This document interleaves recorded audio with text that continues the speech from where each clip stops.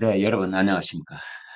이미 예고된 대로 방금 전에 국회가 김건희 여사 특검법을 본회의에서 강행 처리를 했습니다. 더불어민주당이 이 세 번째로 발의한 김건희 여사 특검법입니다. 191명이 본회의에 참석을 했고요. 191명 전원 찬성으로 세 번째 김건희 여사 특검법이 국회 본회의 통과했습니다. 법안 그 명칭이 이렇게 됩니다. 윤석열 대통령 배우자 김건희의 주가 조작 사건 등의 진상 규명을 위한 특별검사 임명 등에 관한 법률안. 이렇게 긴 이름입니다. 국민의힘 의원들은 본회의장에서 퇴장을 했고 표결에 참여하지는 않았습니다. 민주당은 이번에 김건희 여사 특검법에 대해서 수정안을 냈는데요. 워낙은 13가지, 14가지 혐의를 다 열거를 했었는데 이번에는 딱 두 가지로 그 혐의를 줄였습니다. 하나는 도이치모터스 주가 조작 의혹, 또 하나는 명태균 등을 통해 부정선거 인사 개입을 하고 국정을 농단했다는 의혹. 이렇게 두 가지입니다. 도이치 의혹, 명태균 의혹 두 가지로 압축을 했습니다. 특검 추천권은 제3자 추천 방식으로 변경을 했습니다. 대법원장이 특검 후보를 4명을 추천을 하고 이 중에서 야당이 2명을 추리고 대통령이 그중에 1명을 임명하는 방식입니다. 그런데 대법원장이 4명을 추천을 했을 때 야당이 새로 추천하라는 이른바 비토권을 조항을 포함시켰습니다. 몇 번을 비토할 수 있는지 그 횟수는 정확하지 않습니다. 김건희 여사 특검법은 21대 국회에서 한번 발의했다가 폐기 처분된 적이 있고 22대 국회에 들어와서도 또 한번 발의했다가 폐기된 적이 있고 이번 세 번째 김건희 여사 특검법은 10월 17일 지난달에 발의가 됐었습니다.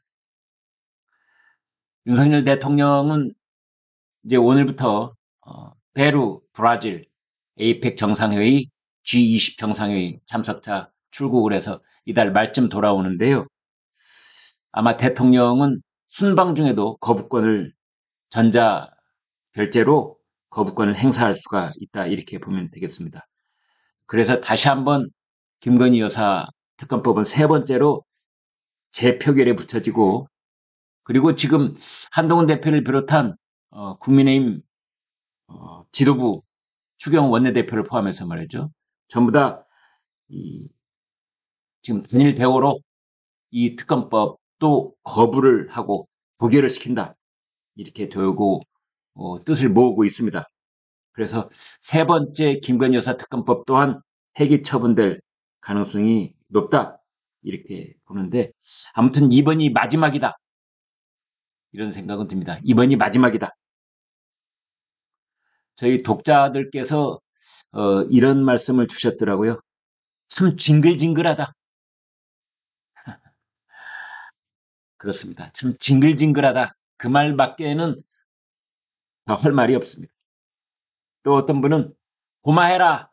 많이 무었다 아이가. 이런 말씀도 주셨는가 하면 또 어떤 분은 이런 의견을 주셨어요. 할 일이 그렇게 없냐? 불우이웃 연탄 배달이라도 좀 해라. 민주당 의원들한테 하는 얘기입니다. 오늘 김건희 여사 특검법이 국회 본회의를 통과하기 직전에 이재명 대표 부인 김혜경 씨는 공직선거법 위반으로 벌금 150만 원 유죄 판결을 받았습니다. 아무튼 김혜경 씨도 그렇고 김건희 여사도 그렇고 지금 우리나라 정치판은 총소리가 나지 않는 전쟁을 치르고 있다. 이렇게 보면 되겠습니다. 지금 어영부영하거나 뭐 명분론에 치우치거나 이럴 때가 아닙니다. 사실은 사느냐 죽느냐 그런 어떤 절체절명의 진영 간의 전쟁이 벌어지고 있다. 이렇게 볼 수 있는 측면이 있습니다. 이 특검이라고 하는 것이 우리는 특검이 어떤 결과에 이르는지를 똑똑히 8년 전에 보았던 것입니다. 특검이 한번 가동이 되면 그 특검이 대상이 된 정권은 셀이 나도록 되어 있습니다. 특검이 일단 출범을 하게 되면은 그 특검은 반드시 그 대상자를 끌어내리는 그 끝을 보려고 하는 그런 수레바퀴를 굴려가게 돼 있습니다. 박근혜 전 대통령도 애초 시발점은 박근혜 대통령 연설문을 최순실이 몇 번 고쳐줬다. 이 정도에서 시작이 됐던 겁니다. 그 끝은 어마어마한 범죄 혐의와 더불어서 수십 년의 징역형 선고가 이루어지고 탄핵이 이루어지고 이렇게 되는 겁니다. 그 과정을 제일 잘 알고 있는 사람이 윤석열 대통령이고 한동훈 대표고 그리고 지금 민주당 사람들입니다. 특검의 형식이 어떻고 뭐 혐의가 뭐 열 몇 가지이건 두 가지이건 그런 건 아무 상관이 없습니다. 제3자 추천이 됐건 안 됐건 아무 상관이 없습니다. 특검이 한번 굴러가기 시작하면은 특검은 맹수와 같이 맹렬하게 그 대상을 물어뜯고 숨통을 끊어놓으려고 하는 그런 방식으로 굴러갑니다. 특별검사 있죠? 그 보좌하는 특검 또 있죠? 검사가 20여 명이죠? 수사관이 또 40여 명 거기 붙죠? 그리고 특검은 수사를 하다가 새로운 혐의가 드러나면 새롭게 드러나는 혐의도 수사할 수 있게 되어 있습니다. 따라서 지금 뭐 의혹을 두 가지로 압축했다. 이거 아무 의미가 없습니다. 특검이 한번 시작되면 그 끝은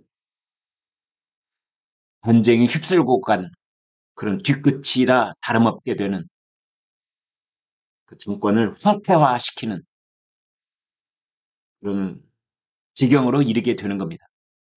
이걸 잘 알고 있습니다.